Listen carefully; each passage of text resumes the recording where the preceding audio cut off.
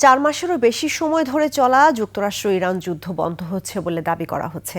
মধ্যস্থতাকারী দেশ পাকিস্তানের প্রধানমন্ত্রী শাহবাজ শরীফ জানিয়েছেন, যুদ্ধ বন্ধে দুই দেশ একটি শান্তি চুক্তিতে পৌঁছেছে। আগামী শুক্রবার সুইজারল্যান্ডে এই চুক্তি সই হওয়ার কথা রয়েছে, তবে চুক্তির বিস্তারিত এখনও প্রকাশ করা হয়নি। বিস্তারিত নীলাদ্রি ফারহানার রিপোর্টে।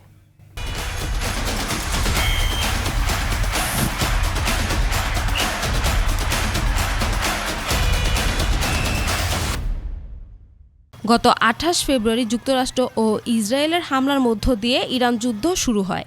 জবাবে ইসরায়েল এবং উপসাগরীয় অঞ্চলে যুক্তরাষ্ট্রের মিত্র দেশগুলোতে হামলা চালায় ইরান। একই সঙ্গে বিশ্বের গুরুত্বপূর্ণ তেলপথ হরমুজ প্রণালীও কার্যত বন্ধ হয়ে যায়।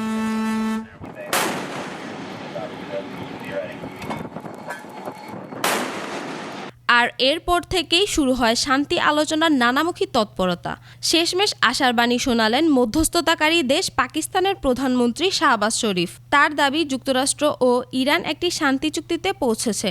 শুক্রবার সুইজারল্যান্ডে চুক্তিটি সই হওয়ার কথা। চুক্তি নিয়ে বক্তব্য দিয়েছেন মার্কিন প্রেসিডেন্ট ডোনাল্ড ট্রাম্পও। বলছেন, ইরানের সঙ্গে সমঝোতা সম্পন্ন হয়েছে। পাশাপাশি হরমুজ প্রণালীতে যুক্তরাষ্ট্রের নৌ অবরোধ তুলে নেওয়ার ঘোষণা দিয়েছেন ট্রাম্প। চুক্তি সই হলে আবার স্বাভাবিকভাবে তেল পরিবহনও শুরু হবে। অন্যদিকে ইরানের উপপররাষ্ট্রমন্ত্রী কাজেম গারিবাবাদি জানিয়েছেন, চুক্তির খসড়া চূড়ান্ত হয়েছে, তবে এটি চূড়ান্ত সমঝোতা নয়। চুক্তি সইয়ের পরবর্তী 60 দিন দুই পক্ষের মধ্যে আলোচনা চলবে। তবে শান্তি চুক্তির ঘোষণা এলেও বাস্তবে তা কতটা কার্যকর হয় সেটি এখন দেখার বিষয়, কারণ অতীতে বেশ কয়েকটি যুদ্ধবিরতি দীর্ঘস্থায়ী হয়নি। তাই শুক্রবারের সই অনুষ্ঠানের দিকেই নজর রাখছে বিশ্ব।